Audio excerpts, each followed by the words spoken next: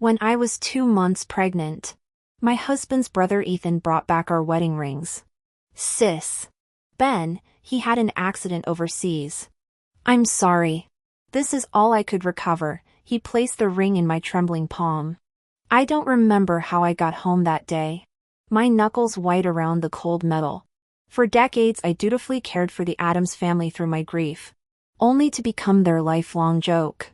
Because Ben never died. He'd been living abroad with his first love Lily, spending my money to fund their idyllic life together. Now I blink awake. Back to the moment Ethan hands me that damned ring. Sunlight filters through the living room where I'd been sorting baby clothes moments earlier. Ethan clears his throat. The company purchased life insurance for all expatriate employees. With the settlement, there's $1 million in this account. Tears stream down my face like broken pearls as I snatch the bank card. Ethan fumbles the handoff, unprepared for my sudden movement. Across the room, Maggie's eyes blaze with fury until Richard restrains her with a warning grip. Of course this wasn't corporate compensation. The Addams clan had pooled their own money, betting I'd refuse blood money like the self-sacrificing fool I'd been last lifetime. Back when I worked retail jobs until my water broke on the sales floor, while Richard and Maggie siphoned funds for Ethan's college tuition. My son Noah grew into my greatest heartbreak, Ben's mirror image who absorbed his grandparents' poison. Every time I disciplined him, Maggie would rescue her grandson with ice cream and whispered lies about his harsh, unloving mother. By college, Noah proudly displayed framed photos of his successful father abroad, the whole family laughing behind my back. I rest my hand on the life fluttering within me. If the universe grants me this reset, I'll spare us both. Let this Addams heir die with the family's rotten legacy. Ethan stammers awkwardly as I pocket the card. Maggie launches into her performance on cue, collapsing dramatically. You cursed creature. My Ben would still be alive if not for marrying you. Gold-digging whore-chasing insurance money. I pinch my thigh hard, summoning fresh tears as neighbors gather at the open door. Richard's veneer cracks. His reputation obsessed mind calculating faster than Wall Street algorithms. Enough. We're all grieving. Give Olivia space while we handle funeral arrangements. His meaningful glance at the bank card in my hand doesn't escape me. How foolish I'd been. Never seeing Richard as the puppeteer. Maggie played the crude villain while her husband orchestrated their schemes from the shadows. But not this time. Let the Addams family choke on their own lies while I rebuild with their blood money. Every dollar will taste sweeter knowing Ben watches from whatever tropical hellhole he's hiding in with Lily. Genetic curses can be broken. Starting today. The three of them waited for my response. Through tears, I said, Mom, Dad, rest assured. My love for Ben is true. I'll take care of this family for him. Ugh. Nobody mentioned the money now. Pretending not to see Maggie's dramatic outburst. The spectators gradually dispersed. Richard and his family knew better than to push further and risk suspicion. After offering hollow condolences, they left mournfully. There was still the matter of arranging their eldest son's funeral. When they finally left, I exhaled in relief. Whether Ben was truly dead or faking it, I'd make sure he stayed buried. In the following days, the Addams family received relatives in waves. I pleaded emotional exhaustion to avoid them. These Maggie-invited mediators would inevitably mention how difficult life must be for poor Richard and Maggie in their old age within minutes. Then wait expectantly. What could I do? Feign morning sickness. Of course.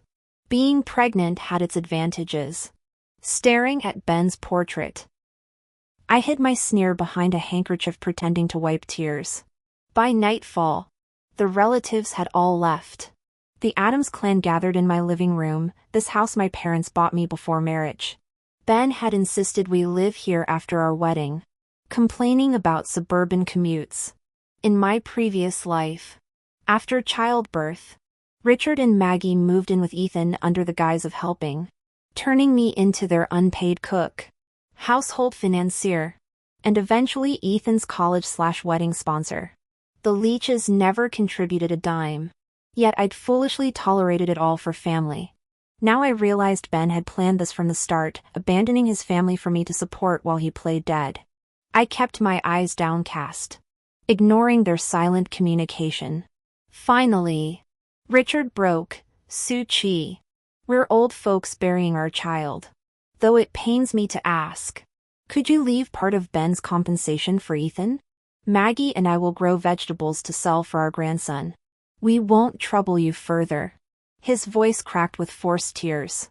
The old manipulator.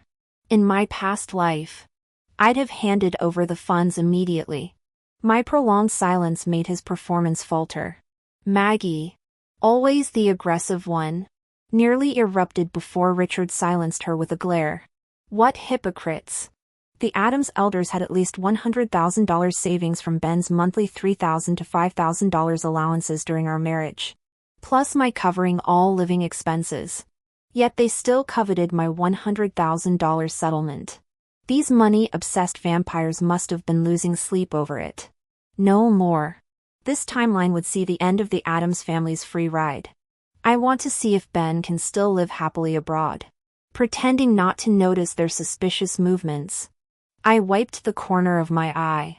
Dad. Mom. Don't worry. I'll give birth to the baby and take care of the family for Ben. I'll be responsible for your retirement too. And I'll look after Ethan. With that, I went to the bedroom and took out $20,000 in cash for Richard and Maggie. Dad. Mom. Take this money first. I'm quitting my job to focus on my pregnancy. I've been having abdominal pains lately. I'll go to the hospital tomorrow. After settling everything, I'll transfer the remaining funds to Ethan's account. Sure. No rush. Maggie stammered. Richard and Ethan quickly dragged her away. I could still hear their complaints echoing down the street without any attempt to lower their voices. This was your stupid idea about death benefits. Without that compensation story, Susie would have gone to Ben's company and exposed everything. Relax. Sis-in-law promised to transfer the money. She better, or I'll make her life hell. The wind carried away the rest. The next morning, I resigned from my job. This lifetime, I'm prioritizing myself. I won't risk giving birth at my desk for an extra $20,000. My parents, their only daughter, had protected me by purchasing life insurance, health coverage, and investment plans before marriage to prevent Ben from exploiting our family assets. With 2 downtown rental properties from my pre-marital days, money wasn't an issue. The signs had been there last time. While my parents were alive, Ben hadn't dared go this far. After their fatal car accident, he'd stopped contributing financially, always inventing excuses to drain my funds. I wonder how desperate my parents must have felt watching from heaven as I got played. After Ben's fake death last lifetime, Richard and Maggie constantly claimed health crises needing expensive treatments, always demanding money but refusing my company. Now I realize those funds probably financed Ben and his first love Lily abroad. At the police station, I submitted all of Ben's documents for household registration cancellation. Let him remain stateless, unable to return or obtain foreign residency without my support. I can't wait to see his face when he discovers this. My afternoon abortion appointment went smoothly. Returning home at dusk, I felt lighter than ever. Goodbye, my ungrateful child. I hired a postpartum doula for recovery month. 30 peaceful days later, my complexion glowed. Marking the calendar, I circled July 6th with an X. Last lifetime, Richard and Maggie had summoned me home this day under the pretense of family visit, really wanting free catering for relatives. They'd made their pregnant daughter-in-law cook for a backyard feast, leaving me with dish mountains and half bowl of nutritious soup. After cleaning until midnight, I'd driven through stormy suburbs where downed power lines ignited trees. The fire trapped Richard and Maggie upstairs. They jumped, breaking legs. Too cheap for nurses or trusting Ethan, they'd forced me into 2-month caretaker role. On July 5th evening, as I prepared for bed, Maggie called. Susie, how are you? We miss you. Come for dinner tomorrow? Hearing her forced tone, I smiled at the blood-red X on my calendar. Of course. Mom. I'll be there. The phone call was filled with the clattering of mahjong tiles and Maggie's slightly distorted voice. Zoe. Pick up some ribs and beef from the market when you come tomorrow. We're out of meat dishes. The line went dead before I could respond. Classic Maggie. Early next morning, I drove to the Adams suburban home. Glancing at the rearview mirror, I smirked. The trunk held not just groceries but a case of premium bourbon. The backyard swarmed with a dozen aunts, uncles, and cousins from the Adams clan munching snacks when I arrived. Some younger cousins helped unload supplies. Aunt Adams eyed my grocery bags. Ben's so lucky marrying you. Zoe. Even pregnant. You're still cooking for the family. Maggie pretended not to hear, lounging in her patio chair. When my cousin carried in the bourbon, Aunt Adams sprang up. Kids these days don't know the value of money. Her eyes tracked the liquor to Richard's table. Maggie's delayed reaction left her scowling. My back's acting up. Maggie announced from the kitchen doorway. Just make simple home-style dishes. No need to fuss. She dramatically massaged her hips before resuming her throne. The kitchen became my sanctuary. While relatives bragged about non-existent achievements outside, I unpacked pre-made meals from my bag. Scrolling through my phone, I paused at a livestream 3 Peaks Not World with Ethan listed as top donor. The future incel was already blowing his allowance on Camberls at 16. 30 minutes later, microwaved homemade dishes materialized. The Adams men got drunk while relatives devoured the spread. I ate beef fried rice alone at the counter. By departure time, only empty plates remained. Maggie had retreated to her room. I locked eyes with Richard before driving off. The midnight call came as expected. Zoe! Come quick! Your in-law's house is on fire. Aunt Adams shrieked. I dressed leisurely, remembering my past life's panic. Country folks always called family before 911, even during emergencies. In my past life, I was the one who saved them. Now I must submit to fate. It took me 2 hours to reach Richard and Maggie Adams' house. The place was already completely gutted by flames. Uncle and Aunt had stayed at the Adams residence this time. Being younger and staying on the first-floor living room, they managed to escape the building but inhaled massive amounts of smoke in the chaos. Losing consciousness. Richard had drunk a bit too much that night.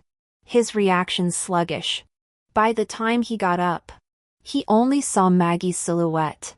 Desperate, he tried to cling to her, demanding she lead him out. In the end, neither made it out of the inferno. Staring at the billowing black smoke, I remained silent. The ambulance finally arrived, taking Uncle and Aunt to the hospital for emergency treatment. Richard and Maggie's bodies were charred beyond recognition, destined directly for the funeral home. Saved on cremation costs, I suppose. Ethan's phone kept ringing unanswered. When he finally received the news and rushed over the next day, his parents already rested in small urns. His wails of grief were almost convincing. I didn't even get to see their faces one last time. With the Adams parents gone, the relatives didn't dare approach us for medical expenses. Ethan wandered through the days in a daze. The world he knew collapsing overnight. He wanted to contact Ben but had no means. His elder brother had always initiated contact to maintain their charade.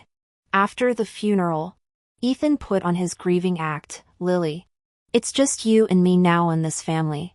I nearly laughed at his pathetic performance. If he wanted to play this game, I'd match him move for move. Feigning sympathy, I patted his shoulder. Ethan, focus on your studies. Make them proud with a good job after graduation. He froze momentarily before his mask slipped. You promised Mom and Dad you'd transfer the money to me. Money? I arched an eyebrow. The compensation fund? Since when does that involve the in-laws' relatives? His face flushed crimson. You lying bitch. Let's be clear. I cut through his tantrum. I won't even claim Ben's previous transfers to your parents. Their assets are already under your name. Aren't they? Ethan paled, his bluster crumbling. He stormed out. But I knew this wasn't over, his greed wouldn't allow it. 2 days later, the vultures arrived. Aunt and uncle showed up at my doorstep after failing to ambush me at my workplace. Lily! Aunt's eyes darted around my living room. With Maggie gone, you need family support. I'll move in to care for you. Uncle immediately countered, married women don't move back. If anyone stays, it should be us. Biting into an apple. I watched their squabble with amusement. Thank you. But I can manage. Their masks dropped. Ethan says he's starving at college. How could you keep all the money? Starving? I laughed. With over $1 million in his account, the Adams estate went entirely to him. The color drained from their faces. $1 million? Their synchronized shock would have been comical if not so predictable. This was merely the opening act, the real performance was yet to come. Yes. Mom and Dad's money is all under Ethan's name. That amount is more than enough to cover his education and living expenses after graduation. If Ethan ever needs help, I'll definitely step in. But $1 million gone in just a few days? Could he have been scammed? I immediately reached for my phone to call the police. My aunt and uncle hurriedly stopped me, claiming they'd made a mistake before rushing off. Within days, I received furious calls from Ethan blaming me for meddling. Later I learned aunt and uncle's families had borrowed $700,000 from him. Ethan remained obsessed with showering gifts on live streamers. Even $300,000 couldn't sustain his top donor status for long. Sure enough, early Saturday morning, I opened my door to find Ethan kneeling on my porch, tearfully begging forgiveness as neighbors whispered. The little schemer had finally developed some acting skills. But I wasn't buying it. After days of his performative groveling yielded no results, Ethan showed up with some shady-looking crew harassing me around the neighborhood. Though I ignored them, the commotion disturbed other residents. I nodded approvingly at the female bodyguard from the security firm while commissioning background checks on Ethan's new friends.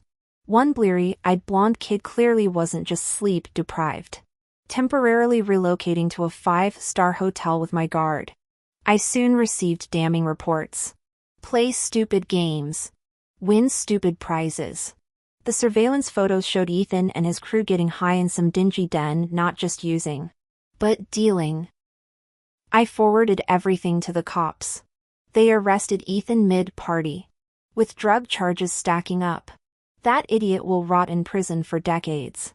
Afterwards, our relatives collectively pretended Ethan never existed. Even us Adams family members became taboo subjects. I spent 6 glorious months traveling Xi'an's desert sunsets, Changbai mountain snowscapes, Juzhagu's crystal lakes.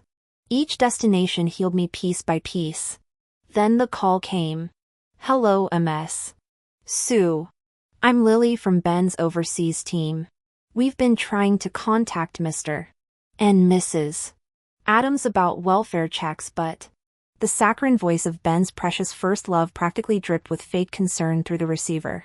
Studying my reflection, I let the silence stretch. What kind of colleague waits half a year to check on someone's parents? Did she think me stupid? Thank you for your concern. I feigned sadness. But there's no need to call again. I've hopefully upgraded all relatives' phone plans recently. I've been covering their phone bills. Let them exhaust their options trying every contact before realizing I'm the only number that still works. I'd been anticipating this call for months. Lily's composure cracked. Voice sharpening. MS. Sue. Could you please let me speak to Mr. and Mrs. Adams directly? I smiled at the mirror, hanging up without another word. I twirled a strand of my hair around my finger and said, I probably can't transfer the call. Lily's voice sharpened again. Miss Sue. What's this attitude? Can't I even check in on a colleague's parents? I put on a frightened expression and replied pitifully. Ben's co-worker. I know you mean well. But Ben's parents have been buried for over 6 months.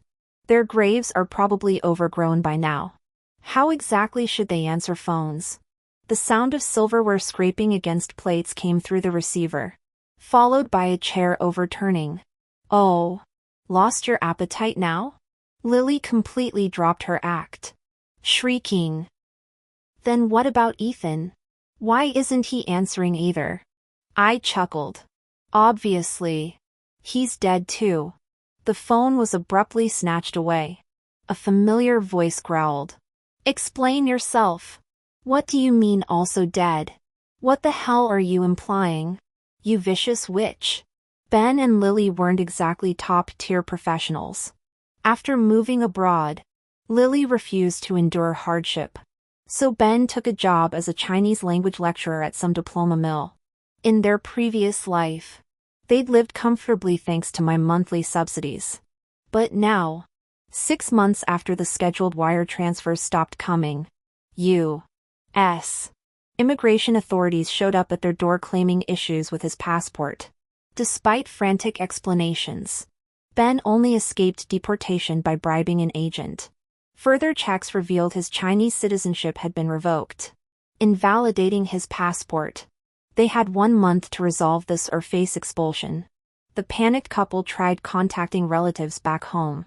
While Ethan's number still rang, no one ever picked up. Other family lines were completely dead. As a last resort, Lily called me under the guise of colleague concern. Their overseas savings had dwindled to nothing after paying off immigration agents. Hearing me declare his entire family dead finally broke Ben's facade. But I'd already hung up. Over the following days, I ignored countless international calls and emails, even Ben's tearful apology letter claiming amnesia from a recent car accident and begging help to regain his citizenship. As if I'd lift a finger. Later, I heard the star-crossed lovers split up. Lily married some foreigner, while Ben became her stalker ex. Her new husband eventually sold him to a coal mine's black labor market. Without legal status, his disappearance went unnoticed. Smiling, I resumed my travels. At 40, I adopted a bright girl from an orphanage named Su Ming, clever, kind, and endlessly devoted.